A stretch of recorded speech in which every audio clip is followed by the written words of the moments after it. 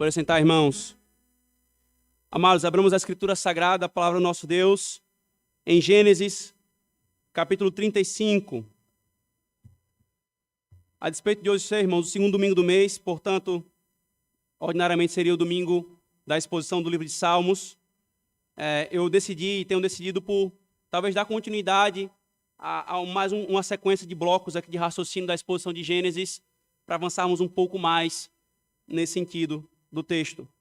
Então vamos seguir onde nós paramos na exposição do domingo passado, Gênesis capítulo 35. Nós exporemos o verso 22, irmãos, nessa manhã. Gênesis capítulo 35, verso 22. Diz assim a palavra do Senhor, irmãos. E aconteceu que, habitando Israel naquela terra, foi Rúben e deitou-se com Bila, concubina de seu pai, e Israel o soube, e eram 12 os filhos de Jacó. Amém. Oremos, irmãos, ao Senhor mais uma vez. Senhor, bendito seja o teu nome, por ter nos convocado à tua adoração, e a nossa alma, Senhor, se banquetear através das tuas santas ordenanças, Senhor, e desfrutar de comunhão contigo pela operação do teu Espírito nelas. Nós te louvamos, Senhor, pela tua palavra que vem a nós. Te louvamos, Senhor, pelos teus salmos. A tua palavra nos dada pelo teu Espírito, Senhor, imposta em nossos lábios, de forma que aquilo que nós cantarmos, Senhor, indubitavelmente será do teu agrado, Senhor. Agora também, Senhor, te louvamos pela tua palavra escrita e a tua palavra pregada, Senhor, que virá ao nosso coração. Que o Senhor nos abençoe. E que o teu Santo Espírito opere, Senhor, em nós aquilo que só tu podes operar, Senhor.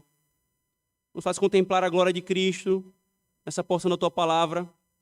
Nos faz contemplar, Senhor, a nossa vileza e a nossa necessidade de Cristo, Senhor. Nos instrui pela tua lei e nos alcança, Senhor, pelo teu evangelho. Nós oramos em nome de Jesus. Amém.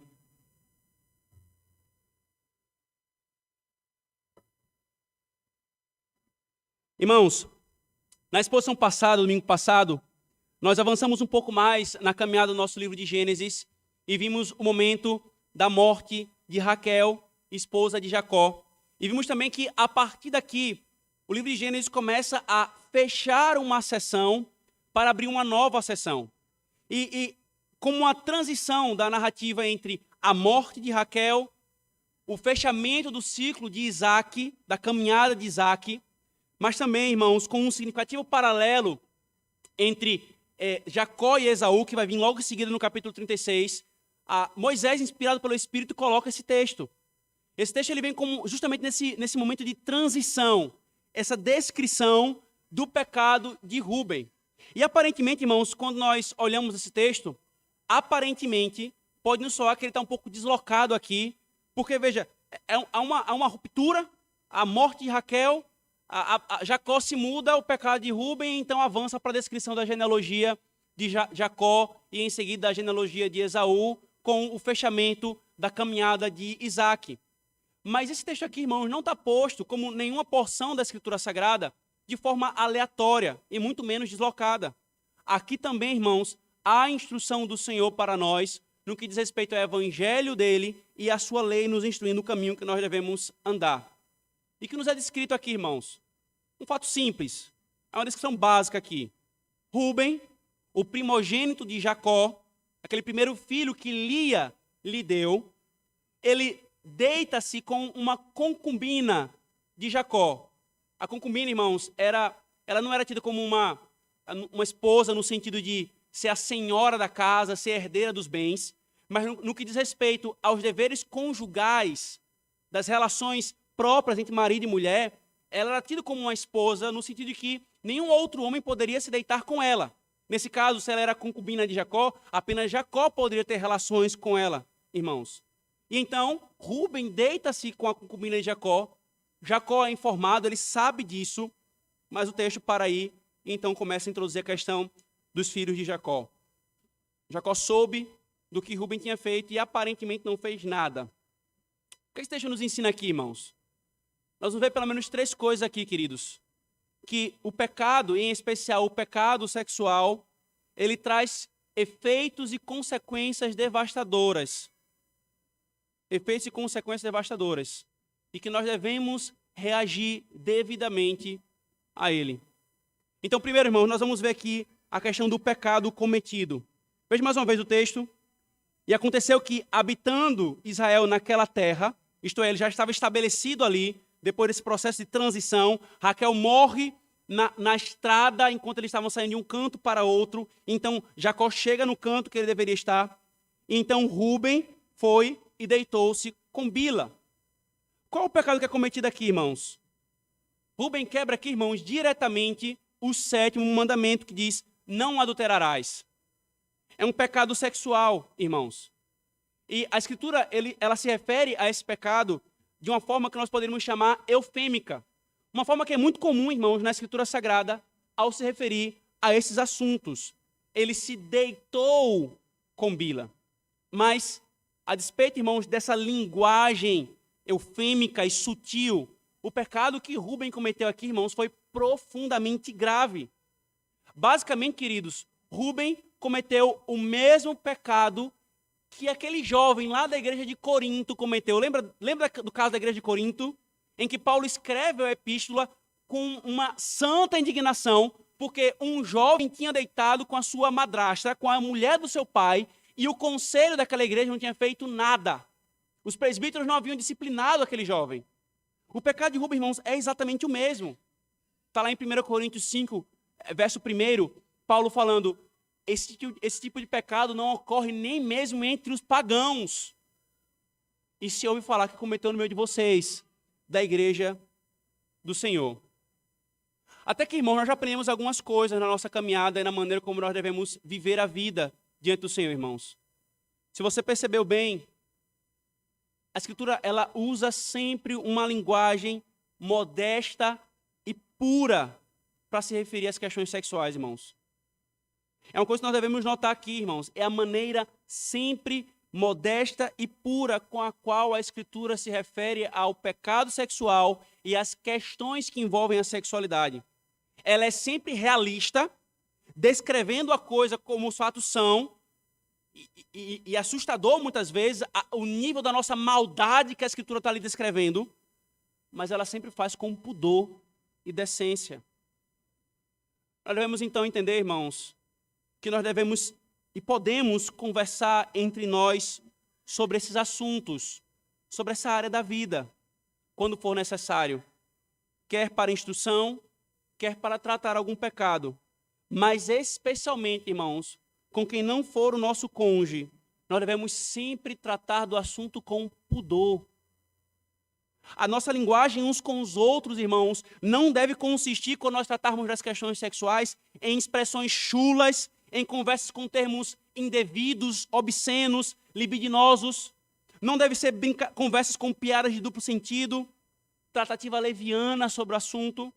Não é assim que a Escritura trata. Paulo, irmãos, vem comigo, por favor, para Efésios capítulo 5.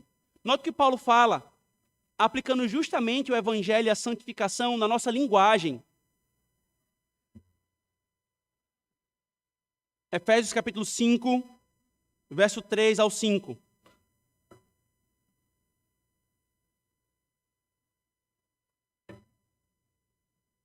Paulo diz,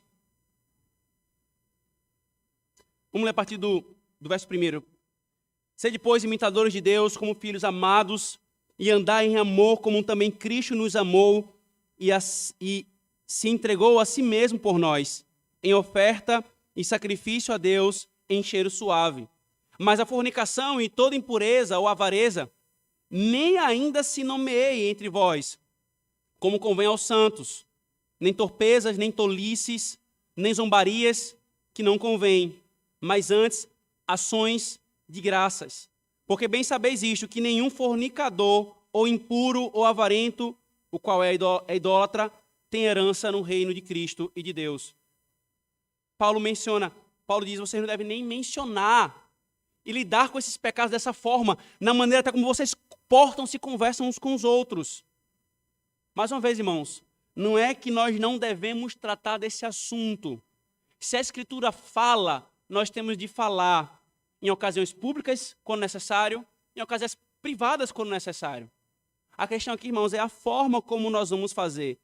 Por exemplo, quão maravilhoso, irmãos, é quando irmãs casadas e mais experientes se sentam com as noivas de nossa igreja e as auxiliam dando bons e santos conselhos sobre como desfrutar dessa área, especialmente nas primeiras ocasiões, nos primeiros momentos em que uma mulher, uma moça e um rapaz vão desfrutar disso quando se casam. O quão bom é isso, irmãos? É muito diferente de uma igreja que lida desse assunto de uma forma vulgar, chula, com brincadeiras e chocarrices. Isso não apenas não ajuda em nada, além de fomentar o pecado no nosso meio. Ou então, irmãos, quando é necessário, por exemplo, eu em gabinete pastoral, no aconselhamento pré-nupcial, orientando o mesmo jovem casal para que possam desfrutar disso à luz da palavra de Deus, ou quando algum pecado precisa ser tratado, o assunto vai ser tratado, a coisa vai ser mencionada, mas nós devemos fazer de forma santa, com pudor, irmãos, como a Escritura o faz. Mas aqui, irmãos, ainda, a quebra do sétimo mandamento consiste basicamente em toda e qualquer perversão do padrão que o Senhor estabeleceu para a sexualidade. O sétimo mandamento, irmãos, envolve tudo o que é destoante do padrão que Deus estabeleceu para o seu povo, irmãos. Rubem não era esposo de Bila. Bila era concubina de seu pai e mãe dos seus irmãos Dan e Naftali. Alguns irmãos pautam a sua vida nestes termos aqui, mas o que importa é o amor, não é? Se Rubem amou Bila, que era concubina do seu pai, qual o problema? O que importa é o amor, que eles sejam livres. Além, irmãos, disso ser um péssimo e um não bíblico conceito de amor, queridos. Estas pessoas, elas desprezam totalmente o padrão de Deus. E aqui, irmãos, aprendemos mais uma coisa, no que diz respeito ao nosso julgamento, nas nossas opiniões e nossos critérios de avaliação acerca da sociedade e das situações que nos cercam, irmãos. Nós devemos julgar as coisas como Deus julga. É inconsistente alguém dizer que crê no Deus vivo e verdadeiro, o Deus vivo e verdadeiro que pela sua palavra, como Deus criador, colocou ordem na criação, disse qual é o padrão moral de certo e de bom, e alguém que diz crer nesse Deus por meio de Cristo, simplesmente diz assim, mas eu tenho a minha opinião.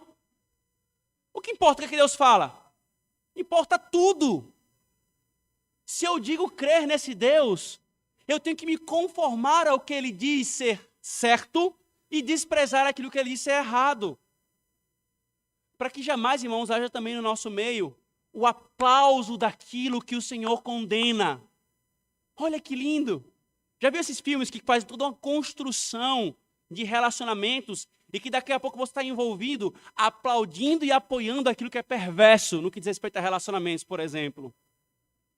Não, irmãos. Deus estabeleceu um padrão e nós devemos julgar como Deus julga.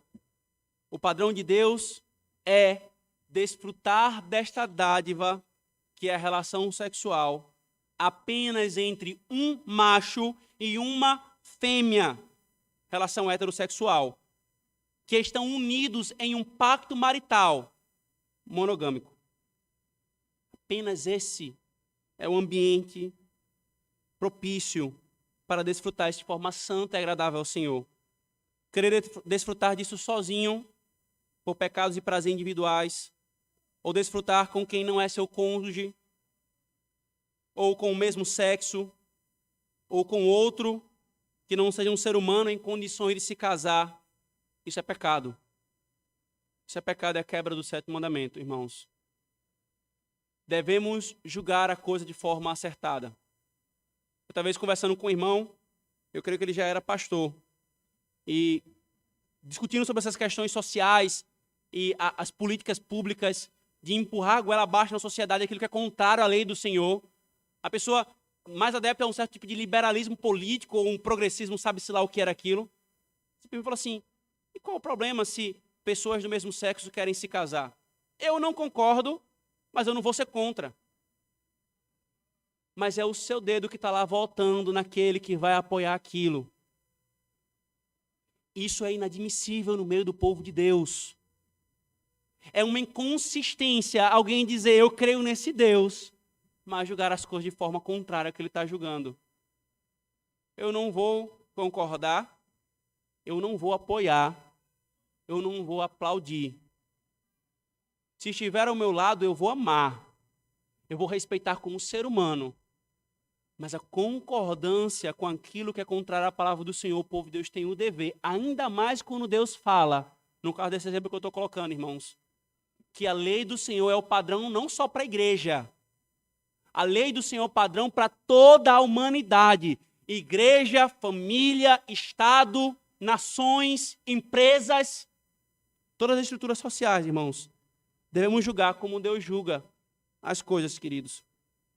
Mas ainda entendendo, irmãos, e considerando o pecado cometido aqui, nós deveríamos nos perguntar, por que Rubem fez isso?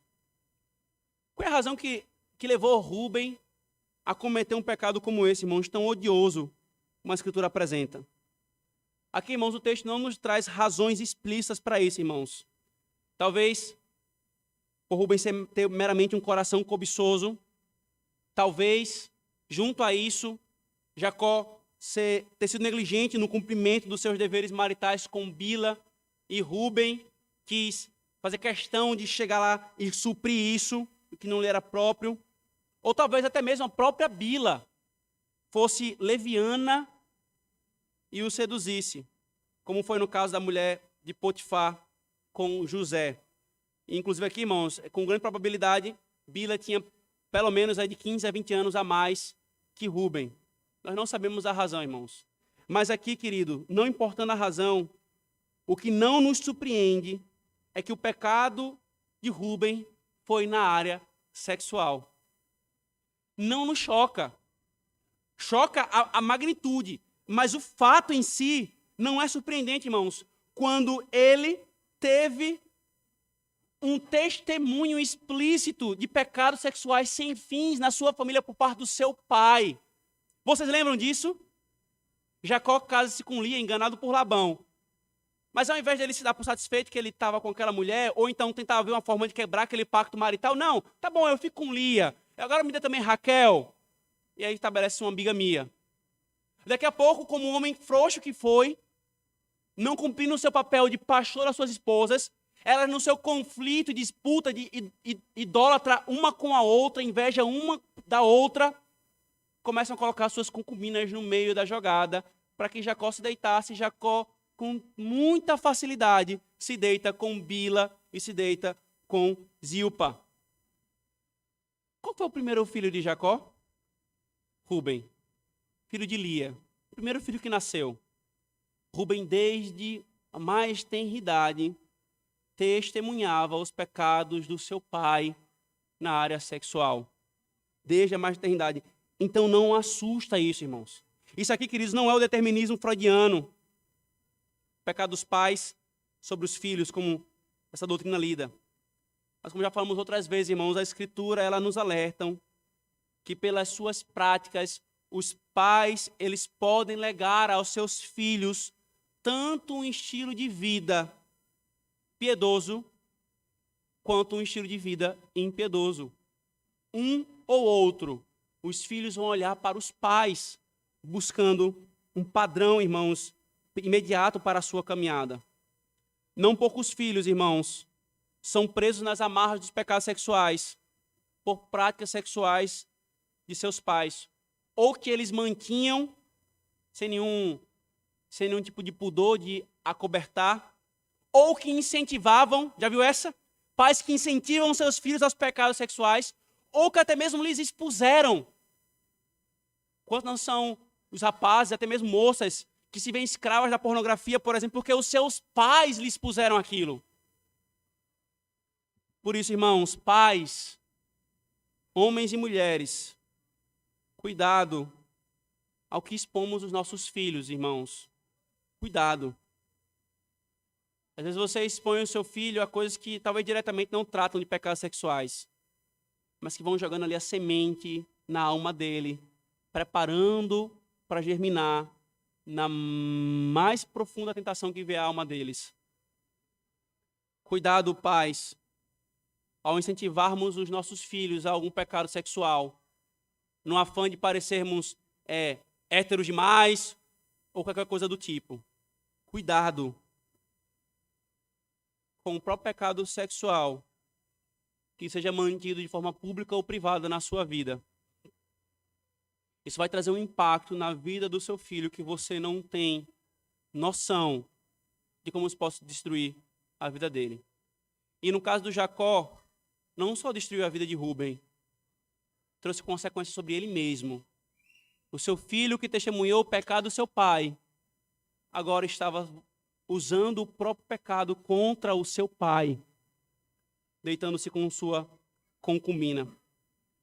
Mas outra consideração deve ser feita aqui, irmãos, ainda sobre o pecado que é cometido aqui, e quando nós olhamos o todo aqui do livro de Gênesis. Você consegue perceber como que o pecado sexual é comum na humanidade? Houve uma descrição de vários pecados aqui no livro de Gênesis até agora, irmãos. Desde o início de Gênesis, irmãos. Inúmeras referências a pecados sexuais foram citadas aqui nesse livro. E mais ainda serão. Nós temos os pecados cometidos nos dias de Noé. Lembra? A razão do dilúvio, porque os filhos de Deus se deitaram com as filhas dos homens. Isso é um pecado sexual. Não era para os filhos de Deus se deitar com as filhas dos homens, era para os filhos de Deus se deitar com as filhas de Deus. Aí você tem a descrição de Abraão com Agar, a descrição de Sodoma e Gomorra, a descrição de pecados sexuais de Ló com as suas filhas, depois Jacó com Lia e Raquel, Bila e Zilpa, logo em seguida Siquém com Diná. Isso só para dizer o que veio até aqui, até Rúben. Mas ainda vai acontecer mais depois. Logo em seguida vai vir o pecado de Judá com a sua nora. Ou ainda a tentativa do pecado da mulher de Potifar com José. Irmãos, é o tempo todo a Escritura descrevendo esse pecado, entre vários pecados que estão aqui descritos, irmãos. E o que é que isso deve nos chamar a atenção aqui, irmãos, ao constatarmos isso no texto? Ao constatarmos, irmãos, a queda de Rúben, e esse contexto dessa tentação comum à humanidade, irmãos, nós devemos aprender e nos lançar a uma postura de alerta. Alerta, irmãos.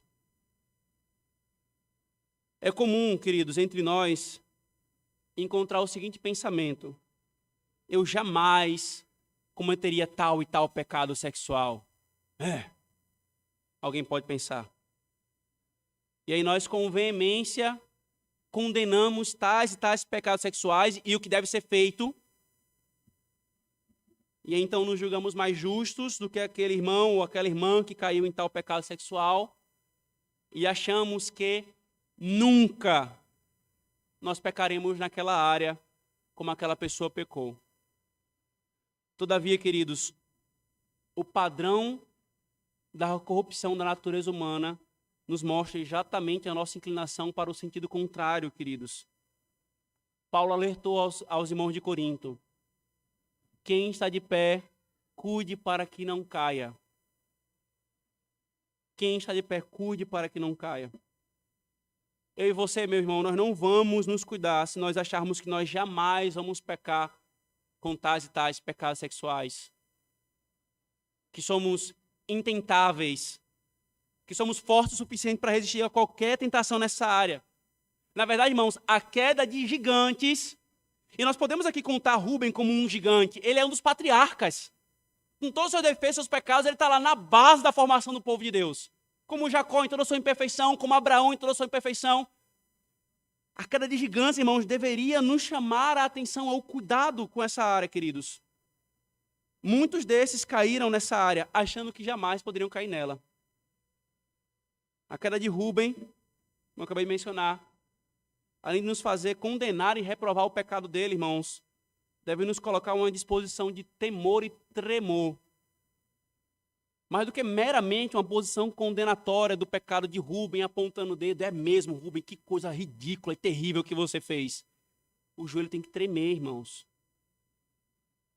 Olhe para a queda de Abraão, chamado pai da fé, com uma fé muito maior que a maioria de nós aqui nesse salão. Olhe para a queda de Jacó, um patriarca, Olhe para a queda de Rúben, o primogênito dos clãs da tribo de Israel. Olhe para a queda de Judá. Sim, Judá, de onde vem o nosso Senhor. Olhe para a queda de Sansão, um dos juízes de Israel, que foi usado pelo Espírito do Senhor. Olhe para a queda de Davi, o rei segundo o coração de Deus, de quem vem o Messias diretamente. Olhe para a queda de Salomão, o homem mais sábio que já existiu sobre a face da terra. Alguns desses homens, irmãos, são citados nas Escrituras como padrão de piedade. Alguns desses, como por exemplo Salomão, fez alertas aos seus filhos para que eles não se entregassem aos pecados sexuais, e eles tropeçaram, eles caíram. Isso aqui, irmãos, não é para nos fazer lenientes com o pecado sexual, nem em nós, nem nos outros. Isso aqui é para nos fazer alertas e cuidadosos com o pecado sexual, especialmente em nós, irmãos. E o alerta é este: se gigantes na fé caíram, não pense eu que eu sou forte mais para não cair. Eu fui convidado, irmãos, novamente para dar aquele módulo, aquele curso sobre aconselhamento bíblico e pecado sexual e sexualidade, dessa vez lá no Seminário Presbiteriano de Ji-Paraná. Eles têm um módulo, eles têm lá uma pós-graduação em aconselhamento bíblico e fizeram esse convite. E então aproveitei para ler um livro que eu ainda não tinha lido, das outras ocasiões em que eu dei esse módulo na outra escola de aconselhamento. É um livro que é tido como um dos melhores na área em português e eu ainda não tinha tido a oportunidade de ler, em especial na área de luta contra a pornografia.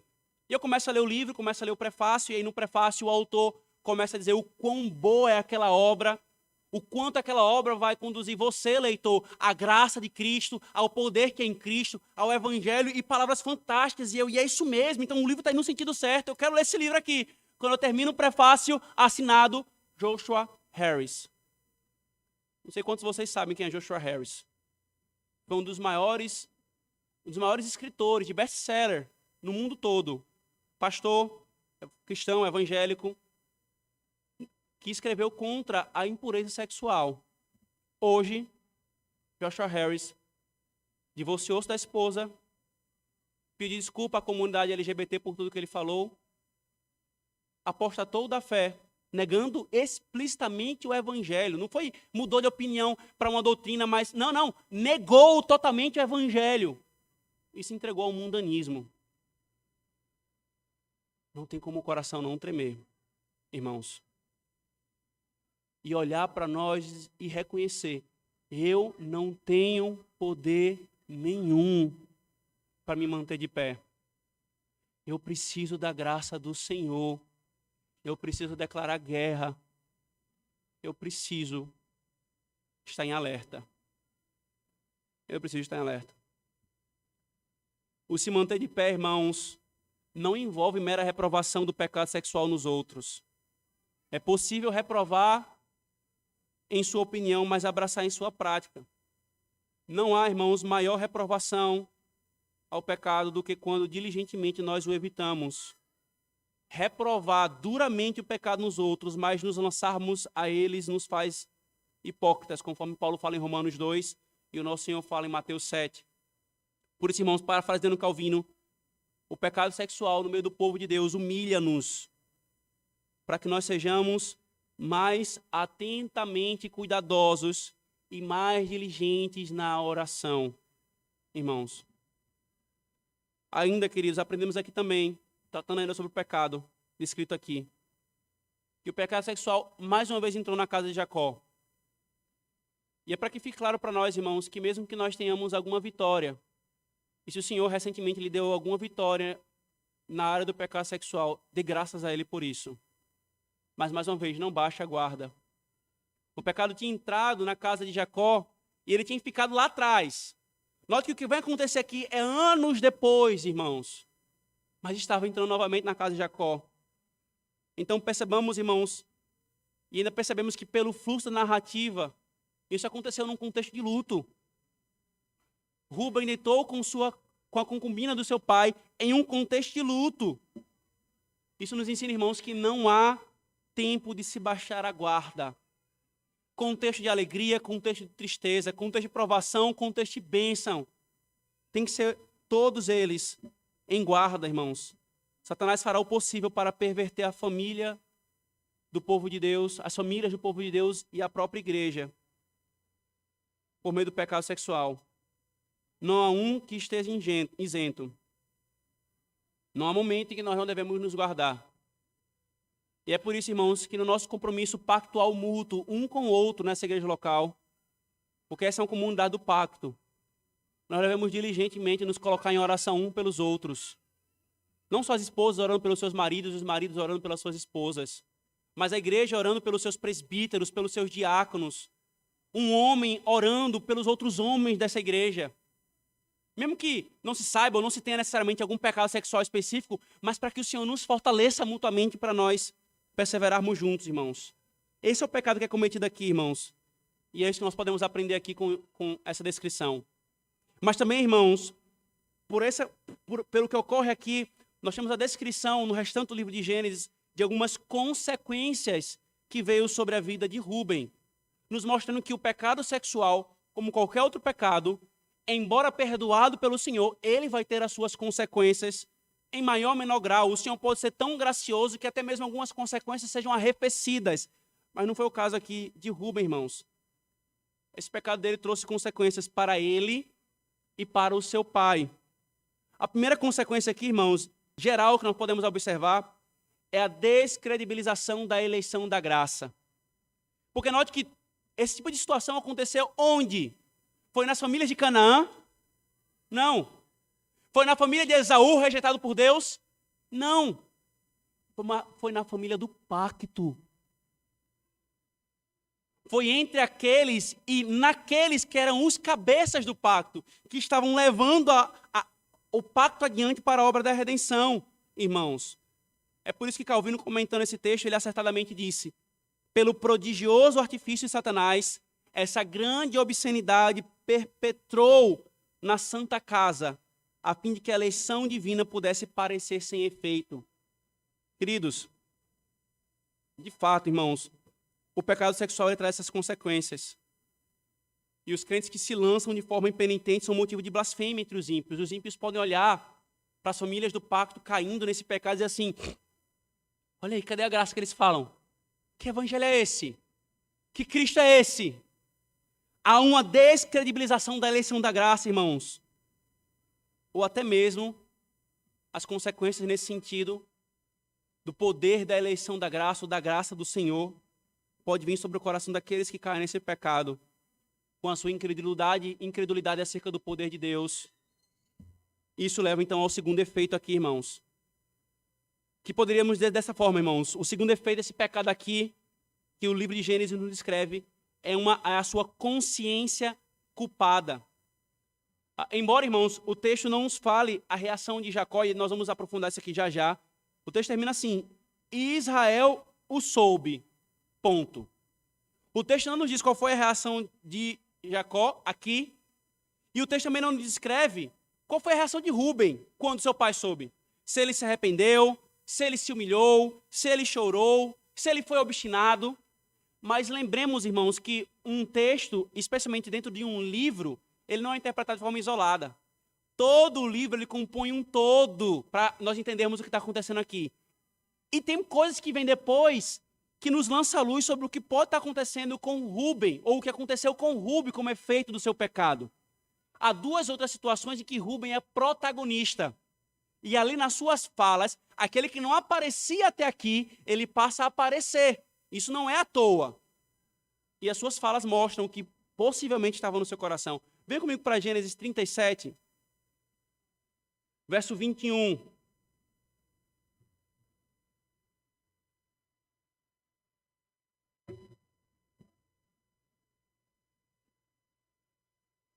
Gênesis 37, verso 21. Vamos ler o verso 20, para entender o contexto.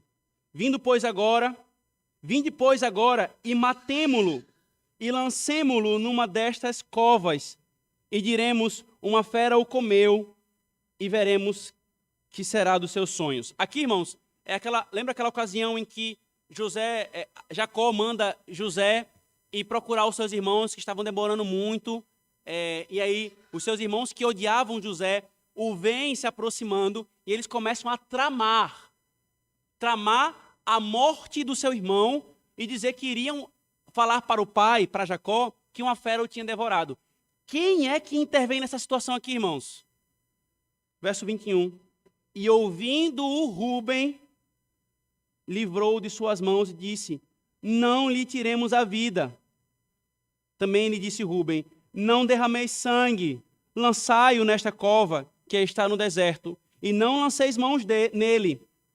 Isto disse para livrá-lo das mãos deles e para torná-lo a seu pai. Você consegue perceber o que pode estar acontecendo aqui, irmãos? Veja o verso 29 agora. Voltando, pois, Rúben à cova, eis que José não estava na cova. Então rasgou as suas vestes e voltou a seus irmãos e disse: o menino não está lá.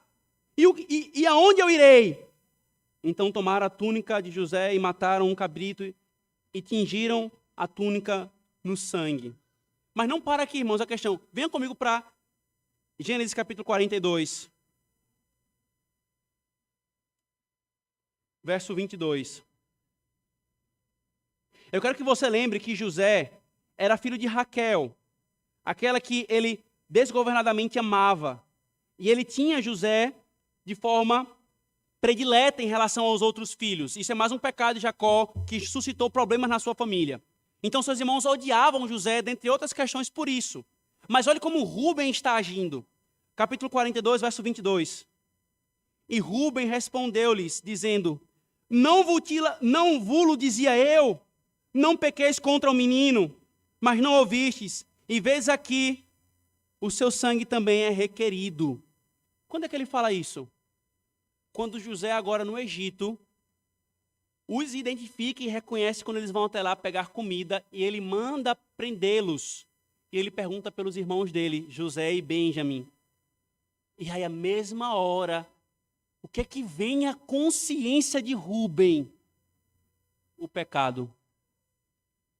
Nós não deveríamos ter feito isso com o menino.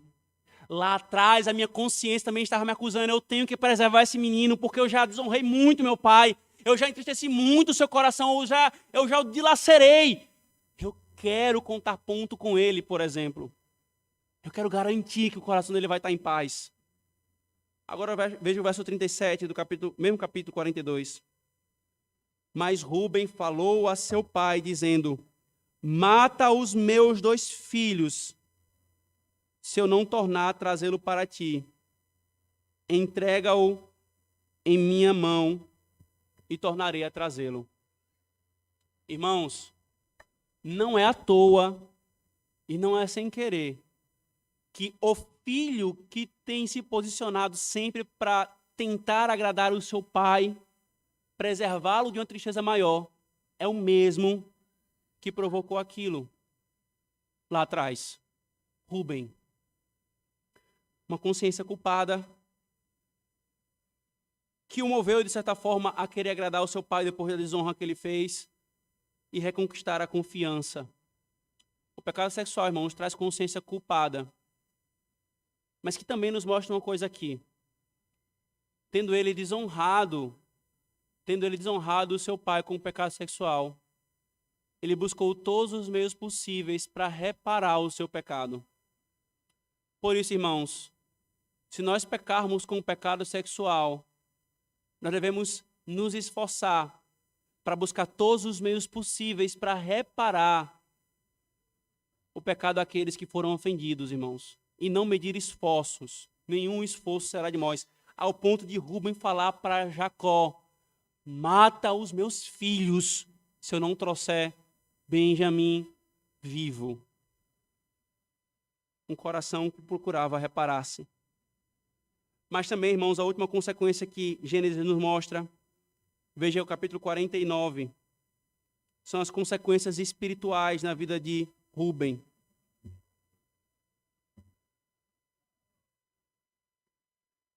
Olha o que é dito. Quando Jacó reúne os seus filhos para lhes dar as bênçãos pactuais dele como cabeça do pacto, como pai e cabeça do pacto, ele fala assim a Rúben. Ele vai falando filho por filho na ordem de nascido. Rúben é o primeiro. Verso 2. Ajuntai-vos e ouvi, filhos de Jacó. Ouvi a Israel, vosso pai. Rúben, Tu és meu primogênito, minha força e o princípio de meu vigor, o mais excelente em alteza e o mais excelente em poder. Impetuoso como a água, não serás o mais excelente, porquanto subiste ao leito de teu pai. Então o contaminaste, subiu à minha cama. Que consequência terrível, irmãos. Que consequência terrível. Rubem não deixou de ser filho de Jacó. Ele não perdeu a sua filiação. Mas ele perdeu, irmãos, a bênção da primogenitura. Ele não levou o pacto adiante, como cabeça do pacto, como especialmente levou Judá. Por pecados sexuais, irmãos, nós aprendemos aqui isto. Se cremos mesmo no Senhor, jamais deixaremos de ser seu filho, porque nada pode nos separar do seu amor, se nós estamos de fato em Cristo. Mas sim, irmãos, perderemos algumas bênçãos. A bênção da paz de consciência, a bênção da santificação, a bênção de bons relacionamentos, inúmeras bênçãos, irmãos. E com muito esforço e dor, nós teremos que reconquistar alguma dessas coisas. Não vale a pena, irmãos, nós nos lançarmos a pecados sexuais. Não vale a pena. Ele vem com engano a nós, como a serpente em seu sibilar, disfarçada de coelho, mas a sua picada é mortífera e vai corroer toda a nossa alma, e em muitos casos, a alma daqueles que estão próximos a nós. Mas a terceira e última coisa que nós aprendemos aqui nesse texto, irmãos, tem a ver com a reação ao pecado. Volte comigo, por favor, para Gênesis 35.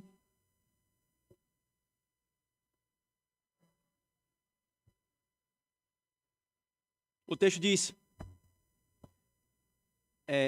foi Rubem e deitou-se com Bila, concubina de seu pai, e Israel o soube, ponto. Esse é o último tópico aqui, irmão, de instrução desse texto, que é a reação de Jacó. E não sei se você tem essa mesma sensação aqui, mas há como se fosse uma quebra de expectativa. Ele soube o que Rubem fez, e o texto não diz mais nada, simplesmente que ele se calou. O silêncio de Jacó é dito no fato que só ele soube. E nada é mais descrito. Quando ele soube do pecado de Simeão e Levi, ele se levantou contra o pecado dos filhos deles. Mas agora Rubem peca diretamente contra ele, desonrando a sua cama. E a Escritura só diz que Israel soube. E há pressuposicionalmente aqui um silêncio. Um silêncio. O texto, irmão, nos traz aqui muitas razões, nesse texto aqui, para falar acerca desse ato dele se calar ou dessa inação. Alguns, como Calvino, vão dizer que Jacó ele ficou demasiadamente triste, tão triste que ele não conseguia nem se expressar acerca de tudo aquilo que tinha acontecido. É provável, é possível que tenha sido isso aqui. Outros, como Matthew Henry, e eu acho mais provável isso aqui, ele vai falar sobre o que nós poderíamos chamar de um amadurecimento no controle das expressões dos seus sentimentos. E eu penso que esse aqui seja um forte candidato da razão pela qual Jacó reagiu assim. Por causa disso aqui, venha comigo para Provérbios 19, verso 11. Nós não estamos mais lidando com um Jacó imaturo, incrédulo, e numa caminhada impiedosa, como foi até ele se encontrar com o Senhor. Nós estamos lidando agora com um Jacó crente. O texto de Provérbios 19, 11 nos diz: a prudência do homem faz reter a sua ira, e a glória sua o passar por cima da transgressão. Então, sim, com grande probabilidade, Jacó, amadurecido em tudo que ele passou, em tudo que ele sofreu na sua caminhada com o Senhor, ele agora usufrui da sua glória, reter a sua ira e passar por cima da transgressão. Todavia, irmãos, parece-me que o contexto nos dá uma razão ainda mais profunda, o que eu acho que é ainda mais propício ao que está aqui vindo de um homem piedoso. Justamente quando nós olhamos o padrão da caminhada de Jacó e tudo que ele passou e tudo que ele sofreu, todos os seus pecados, em especial, ver no seu filho o mesmo pecado que era o dele. A razão, irmãos, me parece que é justamente essa. Jacó, humilhado pelos seus próprios pecados, dentre os quais conta-se os pecados sexuais, não se inflamou em ira contra o pecado de seu filho, que como um filho imitava o seu pai. O que é isso, irmãos? Leniência com o pecado? Não. Jacó mandou a conta para Rúben no final da sua caminhada. Eu não connivi com o seu pecado, Rúben, mas é fruto de um coração que se humilha, irmãos. Um coração humilhado contra o seu próprio pecado não reagirá com mais força contra o pecado dos outros do que contra o seu. Eu vou repetir, irmãos. Um coração humilhado contra o seu próprio pecado não reagirá com mais força contra o pecado dos outros do que contra o seu. Nós devemos, irmãos, nos revoltar contra todo e qualquer pecado. Eu estou falando isso aqui para que fique claro que em nada se diminui a necessidade de nós nos posicionarmos condenando o que é condenável. Não devemos, irmãos, a pretexto de humildade ou de evangelho, sermos lenientes e aprovarmos qualquer quebra da lei. Como acontece, por exemplo, num canto que menos deveria acontecer. Quando um pastor cai e o presbitério se reúne, vários pastores, com seu corporativismo, diminui e arrefece o pecado daquele ministro. Não. Essa doutrina não nos leva ao afrouxamento da condenação do erro. Todavia, irmãos, o que essa doutrina nos leva, sim, é que nós devemos ser mais rápidos para que essa revolta seja contra nós mesmos. E isso vai nos preparar para lidarmos da forma devida com o pecado dos outros, para que diante do pecado dos outros nós não pequemos junto, em cima daquilo. Do contrário, irmãos, nós seremos hipócritas. Nós somos rápidos em explodir contra o pecado do outro, mas lentos em explodir contra o nosso próprio pecado. O pecado dos outros, nós temos o nome certinho de pecado. Mas os nossos pecados, a gente vai procurar nomes que suavizem a coisa. Se exercêssemos, irmãos, mais força sobre o nosso próprio coração do que queremos exercer sobre o coração dos outros, nós teríamos um mundo muito mais santificado. Se a força que a gente quer exercer no coração dos outros, condenando o pecado deles, fosse exercida sobre o nosso coração, nós teríamos um mundo mais santificado, irmãos. E além disso, queridos, nós aprendemos também aqui a sermos mais cuidadosos na reação ao pecado de nossos filhos, quando eles, no final das contas, estiverem simplesmente nos imitando. Porque tem esse detalhe aqui. Não é simplesmente o pecado do outro, é o pecado do seu filho. O pecado do seu filho que está imitando o seu próprio pecado. Isso também se soma a essa reação silente e quieta de Jacó.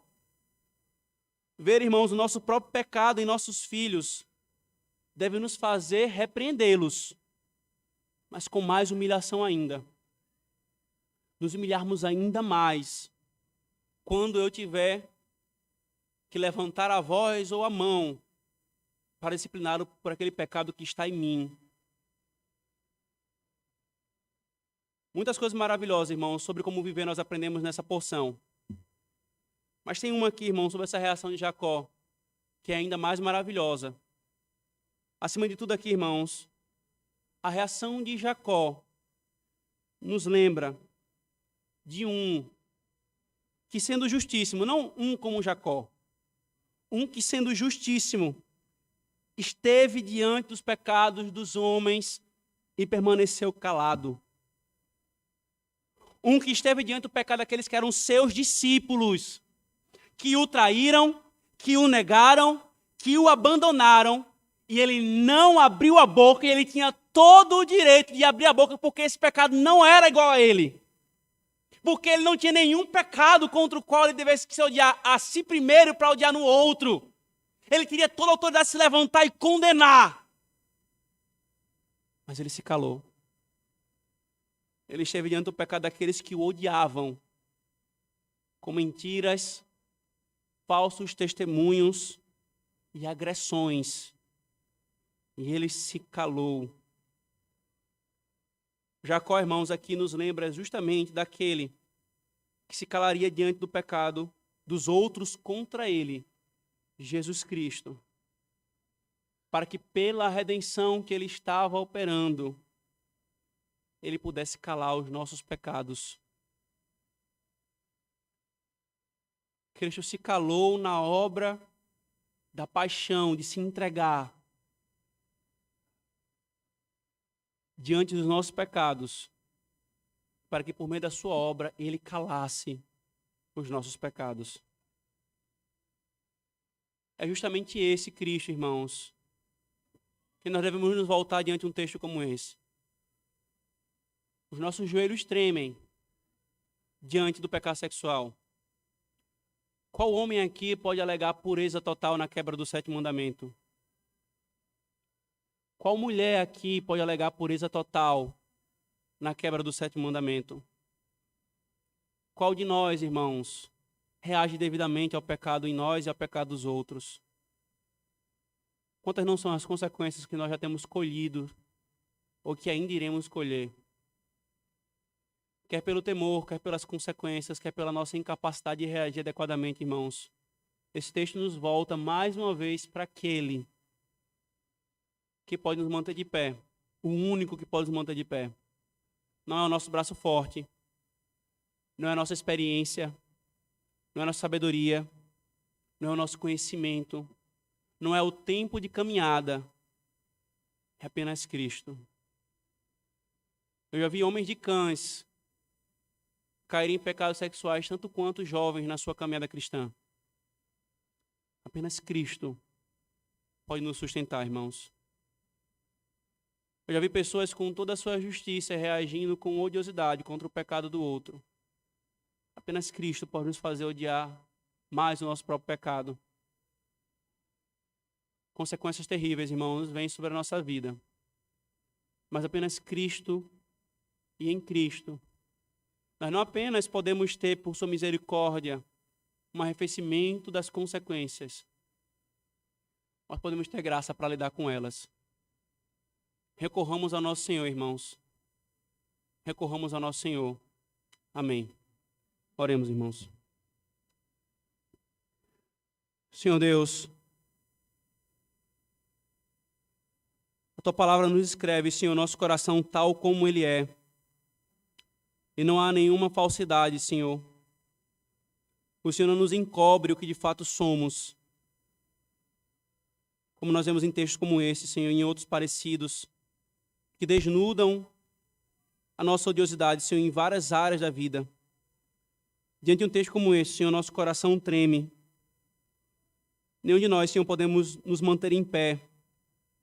Por isso nós clamamos, Senhor, nos sustenta. Santifica, Senhor, os homens dessa igreja. Livra-nos, Senhor, dos pecados sexuais e das tentações, Senhor. Como o Senhor nos ensinou, não nos deixes cair em tentação, não só nas outras tentações, Senhor, da vida, mas também nesta, Senhor. Sustenta as mulheres, Senhor, dessa igreja. Dá graça ao coração delas também, Senhor, para que elas não caiam em pecados sexuais. Sustenta, Senhor, os jovens solteiros. Sustenta, Senhor, os nossos filhos. Livra-nos, Senhor, de cairmos nesse pecado que traz consequências tão devastadoras. E aqueles, Senhor, que na sua caminhada caíram, que o Senhor os levante, que o Senhor os restaure, que o Teu Espírito venha, Senhor, a eles com consolo, com ódio contra o seu pecado, Senhor, mas também com poder. Porque a tristeza meramente, Senhor, e o ódio meramente não nos conduzirá, Senhor, à santificação. Mas se o Teu poder gracioso operar em nós, Senhor, se o poder do Teu Espírito, que o Deus Filho encarnado conquistou para nós na cruz, vier a nós, Senhor, os pecados nos serão mortificados, Senhor. Por isso, Senhor, fortalece os joelhos trôpegos, Senhor. Aquele que tem sido tentado, seja fortalecido por Ti. Aquele, Senhor, que tem sofrido consequências, que o Senhor também lhes fortaleçam, Senhor, para lidarem com elas de forma evangélica, isto é, segundo o Teu Evangelho. Ó Senhor, e nos faz reagir ao pecado da forma mais santa possível, Senhor, odiando e reprovando, não apenas em teoria e em nosso discurso, Senhor, mas muito mais em nossa prática, Senhor. Faz-nos odiar o pecado.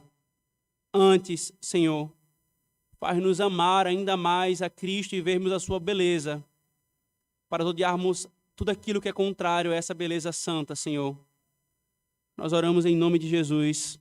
Amém.